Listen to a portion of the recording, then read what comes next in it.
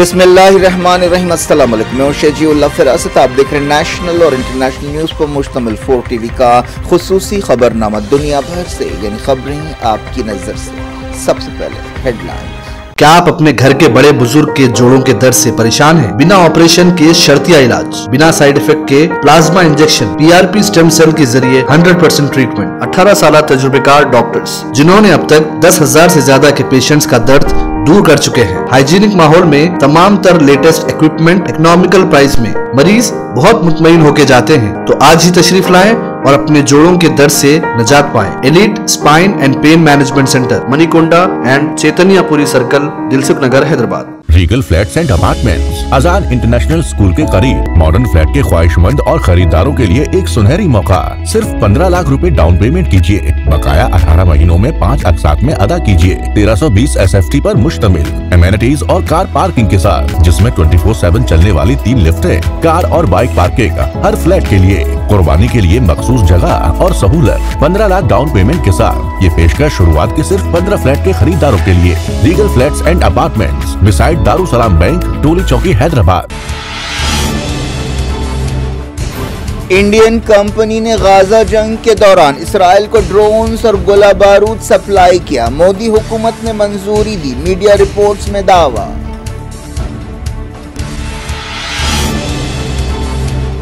रफा operation पर America ने Israel को बमों की सप्लाई रोक दी। कहा सिविलियंस की जरूरतों पर तवज्जो दी जाए, बॉर्डर क्रॉसिंग्स खोली जाएं।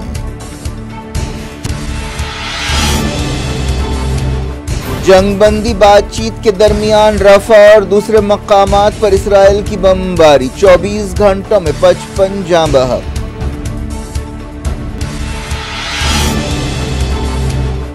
इसराइली फौज फौरी रफा और अबू सालिम क्रॉसिंग्स खोले। यूएन चीफ ने किया मुतालबा। कहा ऑपरेशन से नया इंसानी अलमिया पैदा होगा।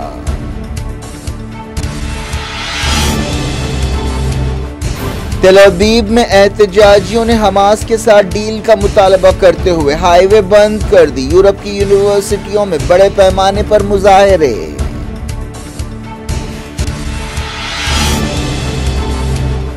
यूक्रेन के एनर्जी इंफ्रास्ट्रक्चर पर रशिया के ताबड़तोड़ हमले। ज़ेलेंस्की ने कहा घरों और रेलवे नेटवर्क को भी नुकसान पहुंचा।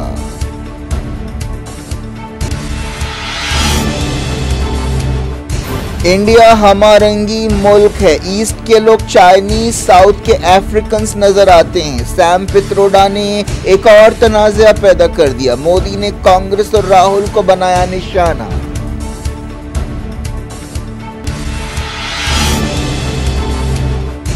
केजरीवाल की अबूरी जमानत पर सुप्रीम कोर्ट जुमे को फैसला सुनाएगी। ईडी ने की मुखालिफत। कहा नई क्लास पैदा होगी।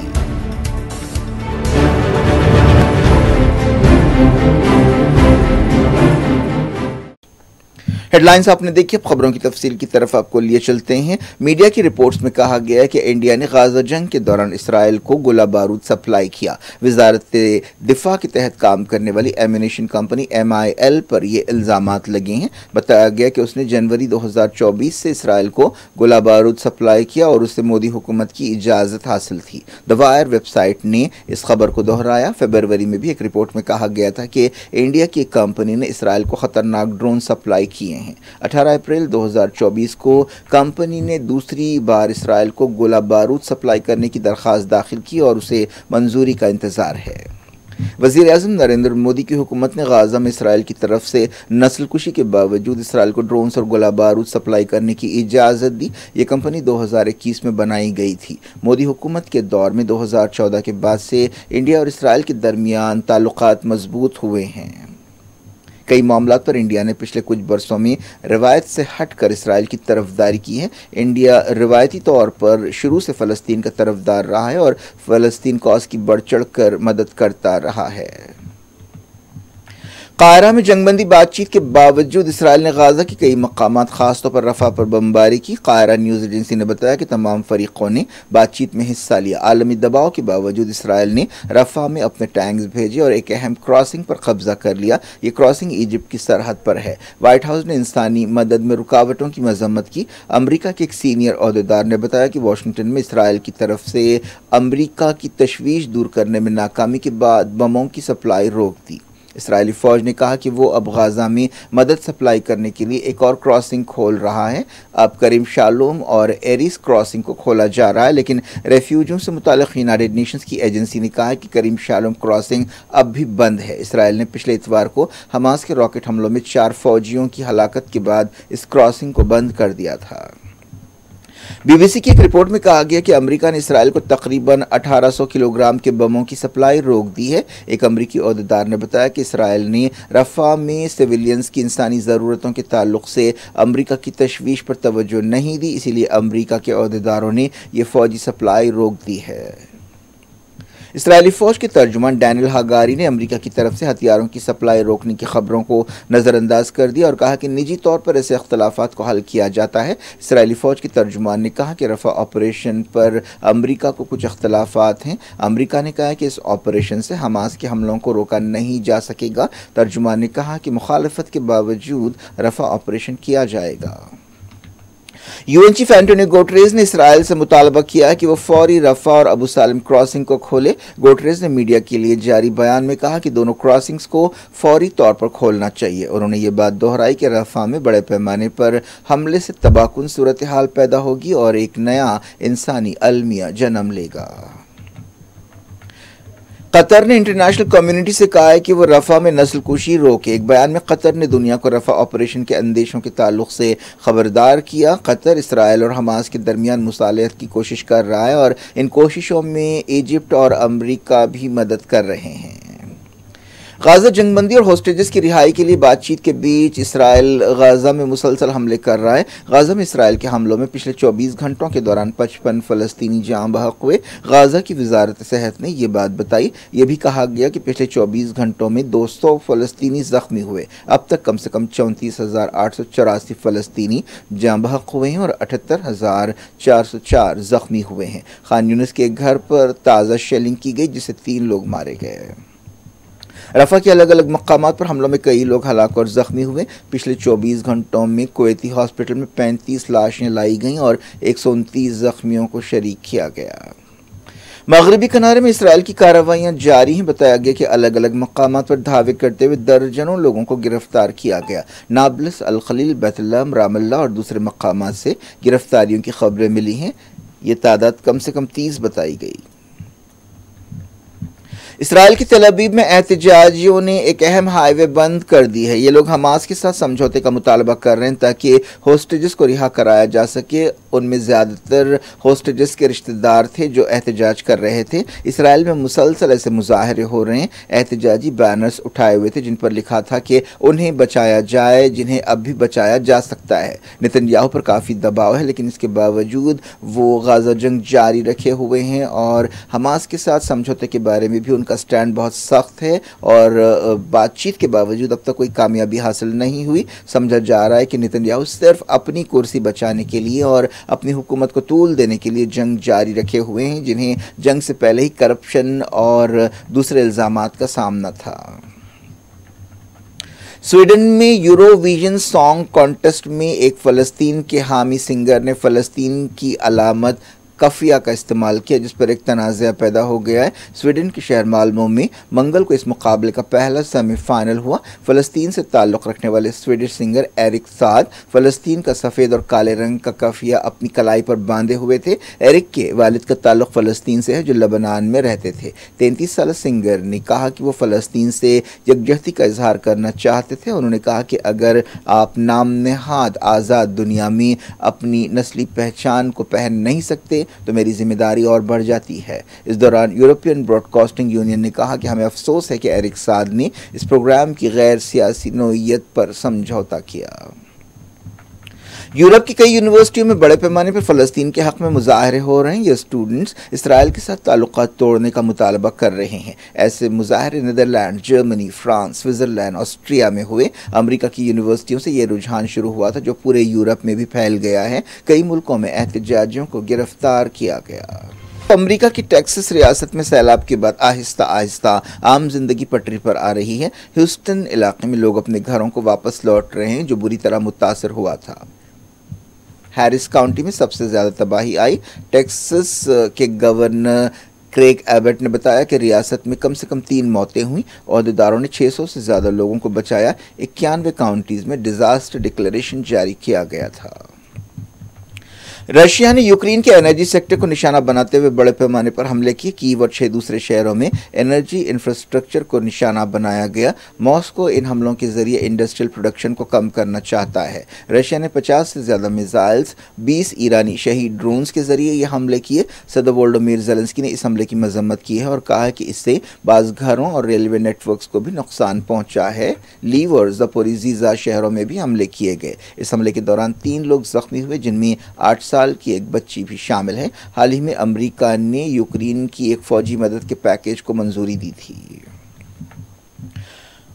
ओवरसीज कांग्रेस के सदस्य सैम पित्रोडा ने एक बार फिर अपने बयान के जरिए तनाज़ा पैदा कर दिया है। उन्होंने साउथ इंडियंस के बारे में एक बयान दिया और कहा कि वो अफ्रीकन्स की तरह नजर आते हैं। वज़ीर-ए-आज़म नरेंद्र मोदी और बीजेपी ने उनके इस बयान पर सख्त तनकीद की और इसके लिए राहुल गांधी को निशाना बनाया। दूसरी तरफ कांग्रेस पार्टी ने उनके इस बयान से दूरी अख्तियार की। इससे पहले उन्होंने विरासत टैक्स के बारे में एक बयान देते हुए तनाज़ा पैदा कर दिया था और बीजेपी को एक हथियार दिया था। तेलंगाना के वरंगल में मोदी ने सैम पित्रोडा के बयान पर तनकीद करते हुए कहा कि हम वतन जिल्द की रंग की बुनियाद पर तौहीन को बर्दाश्त नहीं करेंगे। इससे पहले स्टेट्समैन को एक इंटरव्यू देते हुए पित्रोडा ने इंडिया को एक डाइवर्स कंट्री करार दिया जहां ईस्ट इंडिया के लोग चाइनीज़ की तरह नजर आते हैं, वेस्ट इंडिया के लोग अरब नजर आते हैं, नॉर्थ के लोग शायद वाइट नजर आते हैं और साउथ इंडिया के लोग अफ्रीकन्स की तरह नजर आते हैं।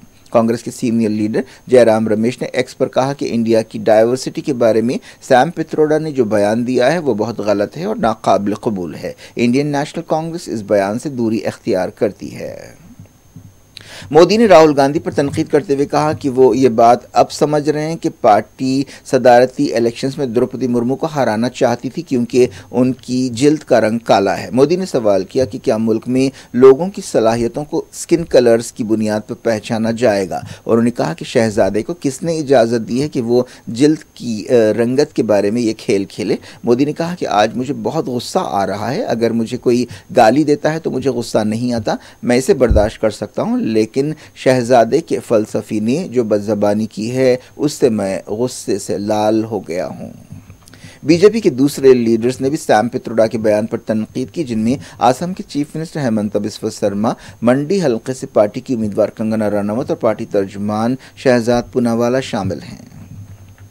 कर्नाटक पुलिस ने मुस्लिम रिजर्वेशन के बारे में एक मुतनाज़ वीडियो पोस्ट करने के मामले में बीजेपी सदर जेपी नड्डा, पार्टी के IT cell chief Amit Malviya और BY विजेंदर को नोटिसें जारी की हैं और कहा है कि वो अगले 7 दिनों में पेश हों। पुलिस ने कहा कि 4 मई को एक वीडियो कर्नाटक बीजेपी के सरकारी सोशल मीडिया अकाउंट से जारी किया गया और इस वीडियो के मवाद का मकसद मुख्तलिफ फ़िरक़ों के दरमियान दुश्मनी और नफ़रत को फैलाना था। इस सिलसिले में high court grand police station में एक FIR दर्ज की गई है।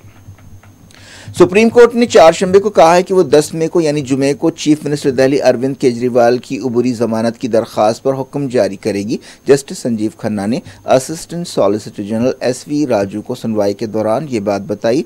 अदालत ने मंगल को केजरीवाल की जमानत की दरख्वास्त पर सुनवाई की थी और अपना फैसला महफूज किया था। सुनवाई के दौरान अदालत ने कहा कि वो नहीं चाहती कि केजरीवाल उबूरी जमानत की सूरत में सरकारी काम काज करें। उन्हें इलेक्शन की मुहिम में हिस्सा लेने का मौका देने के लिए उबूरी जमानत देने पर गौर किया जा रहा है। केजरीवाल के वकील अभिषेक सिंघवी ने अदालत को बताया कि केजरीवाल रिहाई की सूरत में किसी फाइल पर दस्तखत नहीं करेंगे। एनफोर्समेंट डायरेक्टरेट ने केजरीवाल की जमानत की दरख्वास्त की मुखालिफत की और कहा कि उनके साथ कोई नरमी नहीं की जानी चाहिए और उन्हें उबूरी जमानत देने से सियासतदानों की एक नई क्लास पैदा होगी। हैदराबाद और तेलंगाना के दूसरे मकामात पर गैर मौसमी बारिश की वजह से टेम्परेचर में कमी आई और लोगों को गर्मी की लहर से कुछ राहत मिली, लेकिन बाचूपल्ली में एक सानेहा पेश आया और एक अंडर कंस्ट्रक्शन अपार्टमेंट की दीवार गिरने से वहां पर 7 लोग हलाक हो गए। इनमें एक औरत और एक बच्चा भी शामिल है।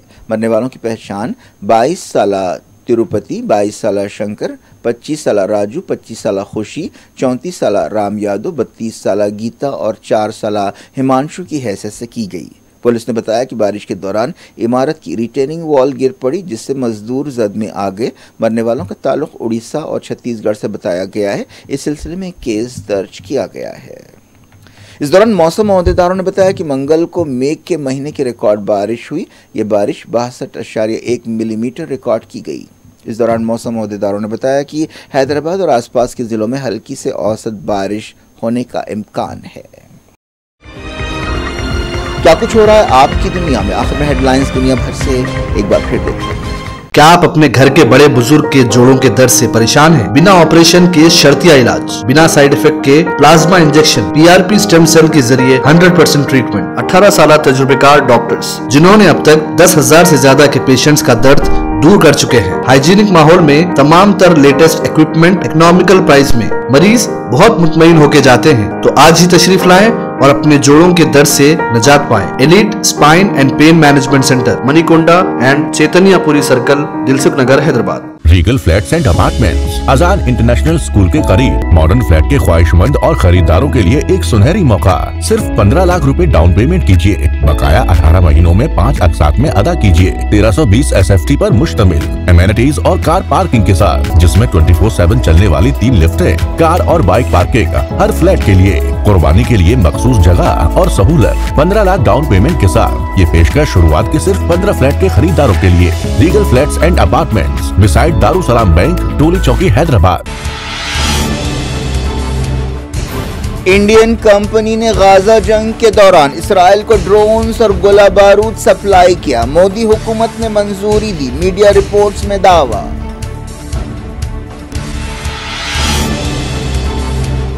रफा ऑपरेशन पर अमेरिका ने इसराइल को बमों की सप्लाई रोक दी। कहा सिविलियंस की जरूरतों पर तवज्जो दी जाए, बॉर्डर क्रॉसिंग्स खोली जाएं।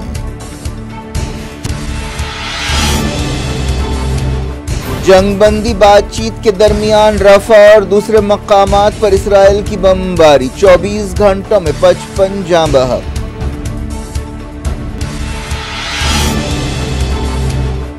इसराइली फौज फौरी रफा और अबू सालिम क्रॉसिंग्स खोले। UN चीफ ने किया मुतालबा, कहा ऑपरेशन से नया इंसानी अलमिया पैदा होगा।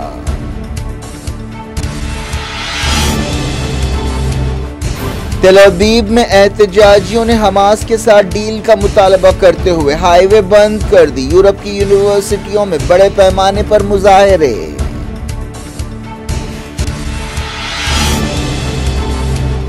यूक्रेन के एनर्जी इंफ्रास्ट्रक्चर पर रशिया के ताबड़तोड़ हमले। ज़ेलेंस्की ने कहा घरों और रेलवे नेटवर्क को भी नुकसान पहुंचा।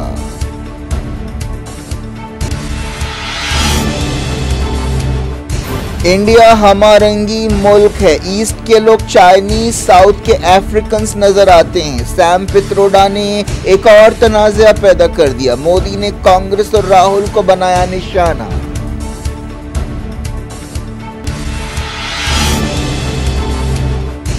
केजरीवाल की अबूरी जमानत पर सुप्रीम कोर्ट जुमे को फैसला सुनाएगी। ईडी ने की मुखालिफत, कहा नई क्लास पैदा होगी।